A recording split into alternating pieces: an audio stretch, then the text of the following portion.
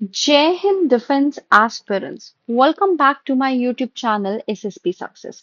Today we are going to cover a very important GD topic that was asked in 22 SSP Bhopal board and it was SSC Tech entry and the topic was based on effect of Iran war on Strait of Hormuz.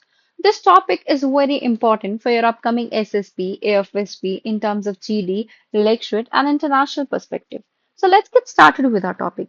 देखो topic पे move करने से पहले मैं आपको थोड़ी सी detail बता देती हूँ वहां पे और क्या क्या चीजें थी। देखो डे वन में रिपोर्टिंग 83, स्क्रीन इन 32 जिसमें से रिकमेंड 4 आउट ऑफ 4 हुए। पीपीएनडीटी पिक्चर की अगर हम बात करें ये है description. One boy one girl वो standing in front with backpacks. Background में one man is trying to call them. उसके पीछे एक एल्डरली मैन था जो कि चेयर पे बैठे हुए थे and he was pointing out towards them and scene appears to be porte cochere at the front gate, right. If you talk about the GD topic, देखो पहला जीडी टॉपिक जो कि हम इस वीडियो में कवर भी करने वाले हैं, which is based on effect of Iran war on state of Hormuz, leads the economies destabilization and militarization of sea। अब हम बाकी टॉपिक्स की बात कर लेते हैं। देखो जो बाकी दूसरे टॉपिक थे, second topic was based on dating scenario, usage of dating apps, changing trends and scenarios, expectation among people. जो ऑप्शनल जीडी था which was based on paper leak issue, right, ये सिमिलर था नीट पेपर लीक से। देखो ये मैंने ना अपनी बुकलेट में टॉपिक बहुत अच्छे से डिटेल में कवर भी किया है। Now let's talk about the lecture topic. Lecture topic में digital economy, banking fraud, women reservation, feminism and its challenges, India's learning from COVID-19, defense modernization, NATO, Indian youth and sports, right? उसके अलावा और जो topics थे that is Indian government, यहाँ पे देखिए आप। हम्म, जो टॉपिक थे Indian government, sea transport, red tapeism, my hobby, advantage of small state governance. अब कैट की जो इमेजेस है उनको वीडियो को पॉज करके रीड कर सकते हो। ये थी 10 की 10 पिक्चर्स, राइट, जिनका डिस्क्रिप्शन दिया हुआ है। Now let's move ahead. अभी देखो ये है हमारा जीडी और लेक्चर बुकलेट जिसमें आपको जितने भी मैं टॉपिक देखो यूट्यूब पे कवर करती हूँ उसके अलावा हम जितने भी मंथ के हिसाब से रिसेंटली बोर्ड्स में पूछे गए टॉपिक प्लस जो करंट में टॉपिक रहते हैं वो हम कवर करते हैं अपनी इस बुकलेट में। इंटरनेशनल रिलेशंस भी है इसमें, जीडी टॉपिक्स भी है, लेक्चर टॉपिक्स भी है। और इंटरनेशनल रिलेशन आपको सारे के सारे इसमें कवर किए हुए मिलेंगे, राइट। अगर आपको ये जीडी बुकलेट अवेल करनी है, ये देखो एक सैंपल भी हमने डाला हुआ है, अभी रिसेंटली पूछा गया था उसका, ठीक है। अगर आपको ये बुकलेट अवेल करनी है तो आप हमें हमारे टेलीग्राम चैनल पर कांटेक्ट कर सकते हो। देखो अभी 310 से ज्यादा ही बच्चे अवेल कर चुके हैं और काफी आपको यूजफुल लगेगी बिकॉज बहुत अच्छे से हम बहुत डिटेल से इसमें टॉपिक्स कवर करते हैं। ये बुकलेट को कवर करने के बाद आपको और किसी सोर्स पे डिपेंड होने की जरूरत नहीं है जीडी और लेक्चर के लिए, राइट। नाउ अब आते हैं हम अपने टॉपिक पे। यहाँ पे देखिए, देखो ये जो टॉपिक है ना, सबसे पहले हम समझते हैं एग्जैक्टली स्ट्रेट ऑफ हार्मोज है क्या। यहाँ पे देखिए, देखो ये जो स्ट्रेट ऑफ हार्मोज है जो कि आपको यहाँ पे देखने को भी मिल रहा होगा, ये जो है ये एक नैरो वाटरवे है जो पर्शियन गल्फ को अरेबियन सी से कनेक्ट करता है, राइट।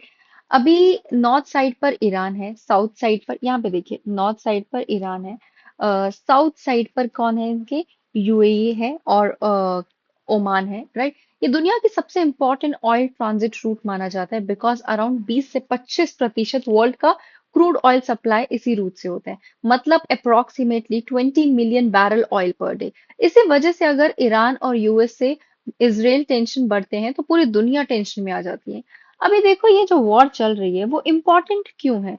रिसेंटली वेस्ट एशिया में काफी टेंशन इंक्रीज हुए यूएस से एंड इसराइल स्ट्राइक्स किया ईरान पे, ईरान ने रिटेलिएट किया, मिसाइल अटैक हुए, नेवल थ्रेट देखने को मिला। ईरान ने इनडायरेक्टली स्ट्रेट ऑफ हार्मोज को ब्लॉक करने की वार्निंग भी दी। अगर स्ट्रेट ब्लॉक होता है तो ग्लोबल ऑयल सप्लाई डिस्टर्ब हो सकती है। इसी वजह से ये टॉपिक बहुत ज्यादा इंपॉर्टेंट है और डिफरेंट फॉर्म्स में ये डिफरेंट बोर्ड्स में पूछा ही जा रहा है। तो अगर आपकी एसएसबी अभी नियर बाय है तो आप इस टॉपिक को विद डिटेल कवर करके जाओ, that too with timeline, right, कि क्या क्या होता हुआ आ रहा है। अबे पहले लीड जो थी that is economic impact of Iran war on strait of Hormuz. देखो ये सबसे पहला इफेक्ट होता है ऑयल प्राइसेस का इंक्रीज होना, rise in global oil prices, right. जब भी हार्मोज रीजन में टेंशन होती है ऑयल मार्केट्स पैनिक करती हैं, ब्रेंट क्रूड प्राइसेस इंक्रीज हो जाते हैं, शिपिंग कंपनीज रिस्क फील करती है, और रिजल्ट इसकी वजह से क्या आता है, फ्रेट चार्जेस बढ़ जाते हैं, वॉर इंश्योरेंस एक्सपेंसिव हो जाता है, ऑयल ट्रांसपोर्टेशन कॉस्टली हो जाता है, और इसको बोलते हैं जियो political premium on oil prices, right, जो क्रिएट हो जाता है।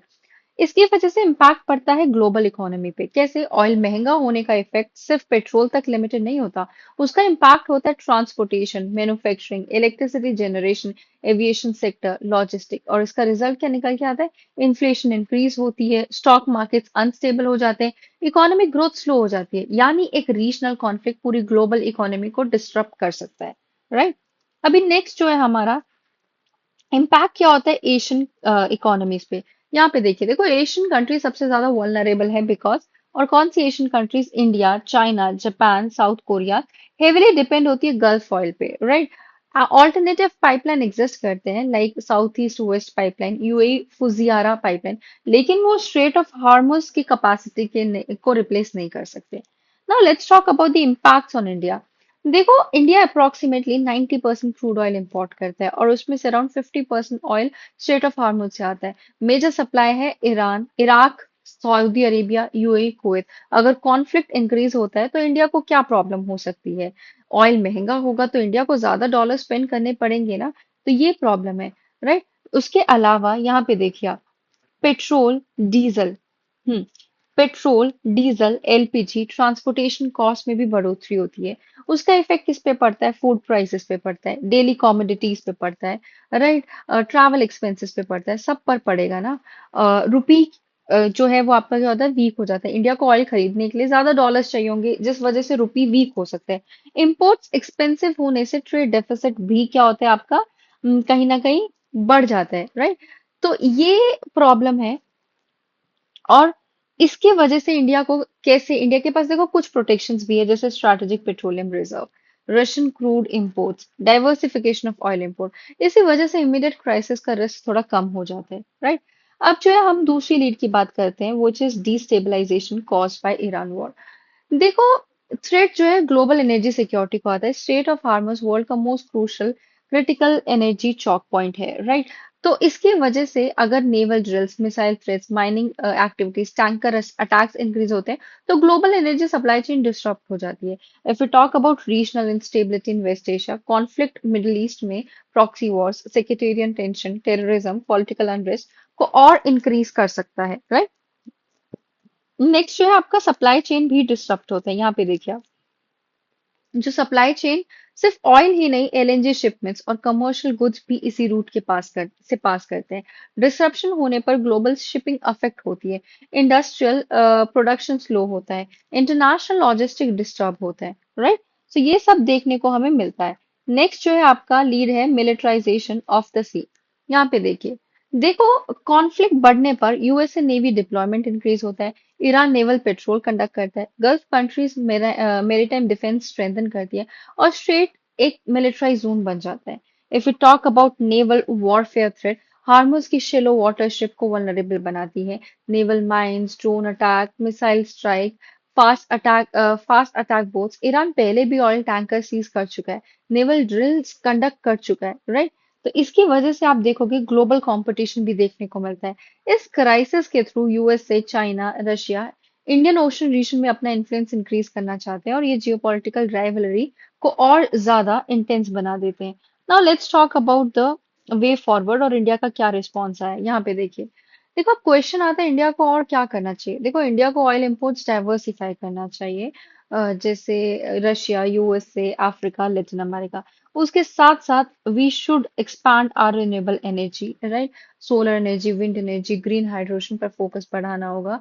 तीसरा, हमारे स्ट्रेंथन करने चाहिए strategic petroleum reserve, right. Then maritime security cooperation को स्ट्रेंथन अप करने की जरूरत है। इंडिया को बैलेंस रिलेशन मेंटेन करने होंगे with Iran, gulf countries, USA, Israel, because India foreign policy strategic neutrality पर बेस्ड है। तो अब कंक्लूड करते हैं टॉपिक। देखो ईरान वॉर और स्टेट ऑफ हार्मस टेंशन का इम्पैक्ट सिर्फ मिडिल ईस्ट तक लिमिटेड नहीं है, ये डायरेक्टली अफेक्ट करता है global economy, oil prices, maritime security, international relation, India's economic stability. India के लिए सबसे बड़ा चैलेंज है rising oil prices and economic pressure. इसलिए एनर्जी सिक्योरिटी, डिप्लोमेटिक बैलेंस और मैरीटाइम स्टेबिलिटी फ्यूचर में बहुत इंपॉर्टेंट होने वाले हैं, right? So guys, that was all. If you find this GD analysis helpful, then do like, share and subscribe our SSB Success YouTube channel और comment section में बताइए क्या इंडिया को गल्फ ऑयल डिपेंडेंस कम करनी चाहिए। See you in the next GD topic. Thank you everyone.